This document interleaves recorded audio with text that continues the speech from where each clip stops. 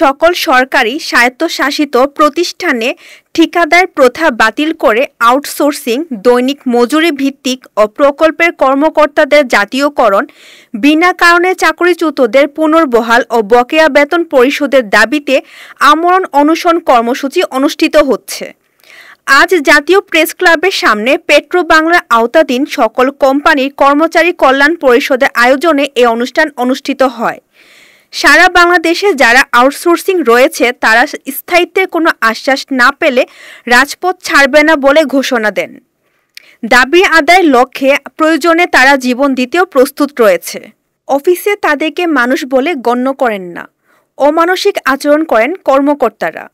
তারা প্রতিনিয়ত ডিউটি করার পরেও বৈষম্যের শিকার বলে অভিযোগ করেন আন্দোলনকারীরা।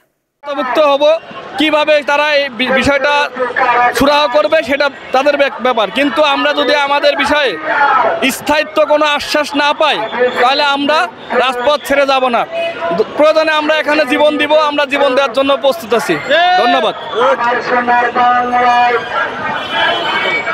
আমাদের সারা বাংলাদেশের আমরা যারা আউটসোর্সিংয়ে আছি আমাদের মানুষই মনে করা হয় না। বিভিন্ন অফিসে আমরা বৈষম্যের শিকার, কিন্তু আমরা যে ডিউটি করি আমাদের সাথে যারা রেগুলার স্টাফ ডিউটি করে তাদের হয়তো বা ফাঁকি দেওয়ার চিহ্ন পাওয়া যাইতে পারে, তাদের খোঁজ নিলে পাইবেন, কিন্তু আমরা যারা আউটসোর্সিংয়ে চাকরি করি আমরা ঠিক সঠিকভাবে ডিউটি করি, আমরা অফিস রুলস মেনটেন করি, তারপরেও আমরা কোনো বৈষম্যের শিকার। আমরা আর কোনো বৈষম্যর শিকার হতে চাই না। আমাদের অধিকার আদায়ের জন্য আমরা এখানে এসেছি। আমাদের অধিকার আদায় না হওয়া পর্যন্ত আমরা রাজপথ ছাড়ব না। এটা আমাদের একটাই দফা, একটাই দাবি। আমাদের দাবি আদায় না হওয়া পর্যন্ত আমরা রাজপথ ছাড়ব না। আমরা বিভিন্নভাবে সরকারকে অবহিত করেছি। আমরা 17ই আগস্ট ডক্টর মোহাম্মদ ইউনূস স্যারের সাথে আমরা তার বাসভবনে দেখা করেছি। উনি বলেছে যে তোমাদের এই দাস প্রথা অর্থাৎ ঠিকাদার প্রথা থাকবে না, তোমরা শীঘ্রই অতি বিলম্বে তোমাদের ব্যাপারটা দেখা হবে। তারপরে আমাদের শ্রম কর্মসংস্থান মন্ত্রণালয়ের আওতাভুক্ত যে শ্রম কমিশন গঠন করা হয়েছিল সেই শ্রম কমিশনে আমাদের প্রতিনিধি কথা বলছে যে তোমাদের ব্যাপারটা আমরা অতীব জরুরি, তোমাদের ব্যাপারগুলো আমরা খুব দ্রুতই সিদ্ধান্ত নিব। কিন্তু এই আজ সিদ্ধান্ত দেয়, কাল সিদ্ধান্ত দেয় দিতে আমাদেরকে এইভাবে এই 5 থেকে 7টি মাস হয়ে গেল। এই বিগত সরকারের কথা বাদই দিলাম, বিগত সরকারের আমলে আমরা বিভিন্ন আন্দোলন সংগ্রাম করেছি, আপনারা মিডিয়ার ভাইরা জেনে থাকবেন। অতএব এখন আগে ছিল স্বৈরাচার, এখন তো আর স্বৈরাচার নাই। এখন ডক্টর ইউনূসের বাংলায় আমরা কোনো বৈষম্য দেখতে চাই না। আমরা সবাই মিলে এই একটি বিষয়ে আমরা সবাই একত্রিত।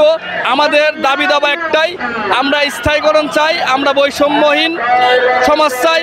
এই আবু সাইদের বাংলায় আমরা কোনো বৈষম্য দেখতে চাই না।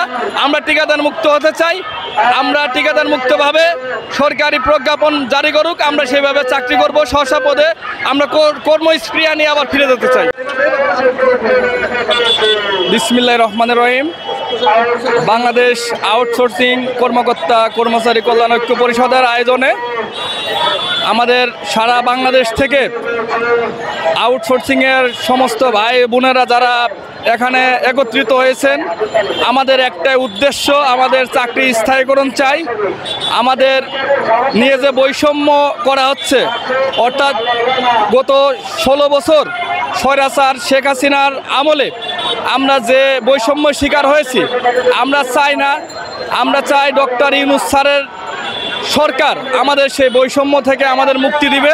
আমাদের দাবি যেহেতু যৌক্তিক, কারণ আমরা একই টেবিলে চাকরি করি, একই সাথে একই টাইমে আমরা একই সাথে ডিউটি করি, কিন্তু আমরা বেতন পাই যা আমাদের থেকে রেগুলার স্টাফ যারা তারা তাদের দ্বিগুণ বেতন পাই, প্লাস ওভারটাইম পাই, বিভিন্ন সুযোগ সুবিধা পাই। আমরা এখানে একত্রিত হয়েছি সারা বাংলাদেশের আউটসোর্সিং ভাইয়েরা আমাদের রক্তে ভেজা টাকা কেন দালালেরা নিয়ে যাবে? আমরা দালাল মুক্ত চাই, আমরা ঠিকাদার মুক্ত চাই। আমরা সরকারের একটা প্রজ্ঞাপন জারি করুক যে আমরা স্থায়ীকরণ দেরিতে হলেও আমরা যাতে সরকারের আওতামুক্ত ঠিকাদার মুক্ত ভাবে আমরা বেতন পাই, আমরা কোনো বৈষম্য চাই না। এবং আমরা এই মাহে রমজানের এই কয়েকটা দিন হয়ে গেল আমরা এখানে উপস্থিত হয়েছি, আমরা খেয়ে না খেয়ে সেহরি এখানে রাস্তায় করছি। মাহে রমজানে হাজার হাজার মানুষ আমরা একত্রিত হয়েছি, আমরা কিভাবে দিন যাপন করছি এটা আসলে মানে বলে বোঝানো যাবে না। তারপরেও আমরা সরকারের কাছে অনুরোধ করব মাহে রমজান উপলক্ষে আমাদের খুব অতিবিলম্বে আমাদের বিষয়টা সুরাহ করবে।